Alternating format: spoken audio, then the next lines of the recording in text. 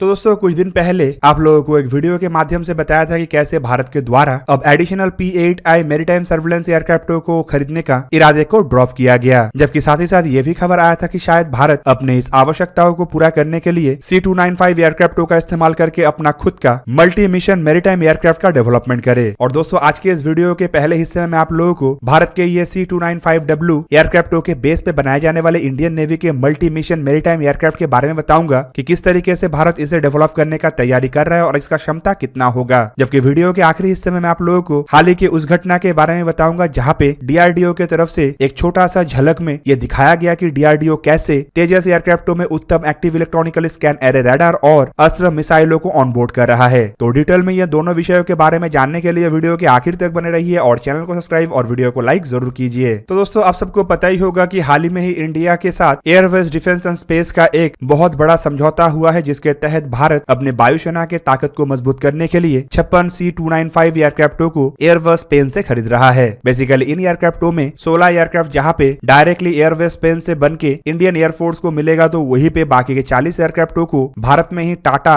और एयरवेज के joint venture में निर्माण किया जाएगा। और रिपोर्ट के मुताबिक इंडियन नेवी के भविष्य के मैरीटाइम एयरक्राफ्टों की आवश्यकताओं को पूरा करने के लिए C-295 एयरक्राफ्ट के प्लेटफॉर्म को ही चुना गया है ताकि इसे एक मल्टी मिशन मैरीटाइम एयरक्राफ्ट में बदला जा सके। दोस्तों माना जा रहा है कि इस तरीके के एयरक्राफ्ट को एयरबोर्न सर्वेलेंस के लिए इस्तेमाल किया जाएगा, जिसमें C4ISR कैपेबिलिटी होगा, मतलब command control, communication, computer intelligence, surveillance and reconnaissance. और ये जो एयरक्राफ्ट है इसे एक मल्टी मिशन मैरीटाइम एयरक्राफ्ट में बदलने का काम बेंगलुरु स्थित डीआरडीओ के लैबोरेटरी CABS मतलब सेंटर फॉर एयरबोर्न सिस्टम के द्वारा किया जाएगा। पर दोस्तों इंडियन नेवी को अपने खुद के C-295 एयरक्राफ्टों के बेस पे बनने वाले मल्टी मिशन मैरीटाइम एयरक्राफ्ट के लिए थर्ड बैच के 6 एडिशनल P-8I एयरक्राफ्टों को खरीदने के डिसीजन को ड्रॉप करना पड़ेगा। बेसिकली इंडियन नेवी के लिए ऑलरेडी पहले बैच में 8 और दूसरे बैच में 4 P-8I मैरीटाइम एयरक्राफ्टों को अमेरिकी कंपनी बोइंग से खरीदा जा चुका है, जबकि थर्ड बैच में और 6 ऐसे एयरक्राफ्टों को खरीदने का एक इरादा बनाया गया था, जिसके लिए कम से कम $2.4 बिलियन खर्चा करना था। जबकि अब बताया जा रहा है कि इंडियन नेवी के द्वारा थर्ड बैच के ये P-8I एयरक्राफ्टों के सैक्रिफाइस करने के बाद इसकी आधा लागत में इंडियन नेवी 12 C-295 एयरक्राफ्ट के मल्टी मिशन मैरीटाइम एयरक्राफ्टों को हासिल कर सकेगा, जिसे इंडियन नेवी अपने 7,516 किलोमीटर लंबे कोस्ट लाइन में स्थित कई सारे बेसेस में डिप्लॉय कर सकेगा। तो इन एयरक्राफ्टों के डेवलपमेंट के ऊपर काम करने वाले संस्था मतलब सेंटर फॉर एयरबोर्न सिस्टम के अधिकारियों के द्वारा बताया गया है कि एयरक्राफ्टों के डेवलपमेंट में इस्तेमाल होने वाले 70% सेंसर्स और प्रोग्राम लगभग उसी तरीके का है जिसका डेवलपमेंट इंडियन एयरफोर्स के early warning and control aircraft के प्रोग्राम के दरमियान किया गया था। और इसमें थोड़ा बहुत तब्दीली के साथ साथ इसका इस्तेमाल मल्टी मिशन मैरीटाइम एयरक्राफ्ट में किया जा सकेगा। सेंटर फॉर एयरबोर्न सिस्टम के द्वारा ऑलरेडी एक नया active electronical scan array radar के टेस्ट का भी शुरुआत किया जा चुका है, जो कि एयरबोर्न, सरफेस और सी टारगेटों को ट्रैक करने में सक्षम है। दोस्तों C-295 MMMA मतलब मल्टी मिशन मैरीटाइम एयरक्राफ्ट में मार्क 54 लाइट वेट टॉर्पेडो को लगाया जा सकेगा, जबकि इसके अलावा एंटी शिप रोल के लिए इसमें MBDA के द्वारा बनाया हुआ मार्ट एंटी शिप मिसाइलों को भी लगाया जा सकेगा, ताकि एंटी शिप और एंटी सबमरीन दोनों रोल को निभाया जा सके। ऑलरेडी इस तरीके के मिसाइल को लेके एयरबस कंपनी की तरफ से भी डेमोन्स्ट्रेशन किया जा चुका है, जबकि डीआरडीओ के ultraviolet wave missile approach warning system को भी जहां पे एयरबस के द्वारा निर्माण किया हुआ इंडियन एयरफोर्स के C-295 एयरक्राफ्टों में इंस्टॉल किया जाएगा, तो वहीं पे माना जा रहा है कि इन सेंस सिस्टमों के साथ इंडिजीनियस इलेक्ट्रो ऑप्टिकल इंफ्रारेड सेंसरों के इस्तेमाल C-295 मल्टी मिशन मैरीटाइम एयरक्राफ्टों में किया जाएगा। दोस्तों ये बात भी सही है कि C-295 एयरक्राफ्ट के बेस पे बनाए जाने वाले multi mission maritime aircraft no doubt P-8I एयरक्राफ्टों के जैसे लंबे रेंज का नहीं होगा, लेकिन नॉर्मल पेलोड के साथ इसका रेंज करीबन 1,500 किलोमीटर तक होगा, जो कि इंडिया को एक एफिशिएंट कवरेज प्रोवाइड कर सकेगा। इवन इसका इस्तेमाल करके अरेबियन सी और बे ऑफ बंगाल के ऊपर इंडियन नेवी अपने मिशनों को अंजाम दे सकेगा। और अगर इसका इस्तेमाल अंडमान निकोबार आइलैंड में किया जाता है तो कम से कम 80% के इंडियन ओशन रीजन को 12 से 18 एयरक्राफ्टों के द्वारा कवर किया जाना संभव हो पाएगा। पर दोस्तों C-295W एयरक्राफ्टों के बेस पे अगर मल्टी मिशन मैरीटाइम एयरक्राफ्टों को निर्माण किया जाता है तो ये इंडिया के लिए दो मामले में काफी बेहतर रहेगा। एक तो कम पैसे में इंडिया अधिक मात्रा के एयरक्राफ्टों को अपने बेड़े में शामिल कर सकेगा, और दूसरा आवश्यकता पड़ने पे इंडिया इन एयरक्राफ्टों के सेंसर्स और अन्य इक्विपमेंटों को अपग्रेड कर पाएगा, और अपग्रेड करने के लिए किसी भी देश की अनुमति लेने का आवश्यकता नहीं होगा। कुल मिला के दोस्तों C-295 एयरक्राफ्टों के बेस पे बनाए जाने वाले multi mission maritime aircraft India के भविष्य को और सुनहरा बनाएगा और साथ ही साथ अन्य देशों के ऊपर डिपेंडेंसी को भी घटाएगा। दोस्तों अब चलिए वीडियो का दूसरा हिस्सा मतलब लाइट कॉम्बैट एयरक्राफ्ट एयरक्राफ्ट के ऊपर इस्तेमाल होने वाले उत्तम active electronical scan array radar और अस्त्र मिसाइलों के बारे में जानते हैं। तो दोस्तों हाल ही में डीआरडीओ की तरफ से एक प्रमोशनल वीडियो को जारी किया गया था, जहां पे हमें काफी कुछ देखने को मिला। बेसिकली इस वीडियो में डीआरडीओ की तरफ से तेजस एयरक्राफ्टों में इंस्टॉल किया हुआ उत्तम active electronically scan array, fire control radar और अस्त्र मिसाइलों के एक झलक दिखाया गया। दोस्तों आपके जानकारी के लिए बता दूं कि ये एयरक्राफ्ट असल में तेजस एयरक्राफ्टों के लिमिटेड सीरीज प्रोडक्शन मतलब एलएसपी वेरिएंट के एक मॉडल है, जिसे एक टेस्ट बिल्ड एयरक्राफ्ट के रूप में इस्तेमाल किया जा रहा है। उत्तम mark 1 active electronical scan array radar असल में इंडिया के तेजस मार्क 1A फ्लीट में सबसे पहले इस्तेमाल होगा, जो करीबन 780 टीआर मॉड्यूल से लैस है। बताया जा रहा है कि तेजस मार्क 1A एयरक्राफ्टों के जो 73 एयरक्राफ्टों को खरीदा जा रहा है, उनमें से आखिर के 52 एयरक्राफ्टों में उत्तम मार्क 1 रडारों का इस्तेमाल किया जाएगा, जिसका प्रोडक्शन साल 2026 के बाद से शुरू होगा। जबकि पहले के बैच के एयरक्राफ्ट मतलब बाकी एयरक्राफ्टों में इजराइल के द्वारा निर्माण किया हुआ Elta ELM 2052 active electronical scan array radar का इस्तेमाल हो रहा है। जबकि दोस्तों ये तेजस मार्क 1 एयरक्राफ्टों में खाली Uttam mark 1 active electronical scan array fire control रडारों का ही इस्तेमाल नहीं किया जा रहा है, बल्कि इंडिजीनियसली डेवलप किया हुआ Astra mark 1 beyond visual range air to air मिसाइलों को भी इस्तेमाल किया जाएगा, जिसका रेंज करीबन 110 किलोमीटर है। और फिलहाल ये जो मिसाइल है ये सिस्टमेटिकली फ्लैटर टेस्ट से गुजारा जा रहा है, जिनमें इन फ्लाइट फ्लैटर और कैपेसिटी ट्रायल भी शामिल है। और कुछ महीने तक इन टेस्टों को बरकरार रखा जाएगा और इन टेस्टों को संपूर्ण करने के बाद ही मिसाइलों को फायर करने का अनुमति मिलेगा। जबकि दोस्तों इंडिजीनियसली डेवलप किया हुआ हथियारों को देखते हुए ही डीआरडीओ के द्वारा तेजस मार्क 1A एयरक्राफ्टों के प्रोग्राम में कई तरीके के प्लान को बनाया गया है, जिनमें उत्तम रडार और 110 किलोमीटर रेंज वाले Astra beyond visual range air to air मिसाइलों के अलावा डीआरडीओ के द्वारा इस प्रोग्राम में कई तरीके के अन्य सेंसर्स और हथियारों को भी शामिल किया गया, जिनमें अस्त्र मिसाइल के बाद रुद्रम 1 जो कि एक anti radiation air to surface missile है, उसे भी इन एयरक्राफ्टों में इंटीग्रेट किया जाएगा। जबकि रिपोर्ट के मुताबिक बताया जा रहा है कि इसके अलावा तेजस मार्क 1A एयरक्राफ्टों में 1 टन वजनी भारत द्वारा इंडिजीनियसली डेवलप किया हुआ लॉन्ग रेंज ग्लाइड बॉम्ब मतलब LRGV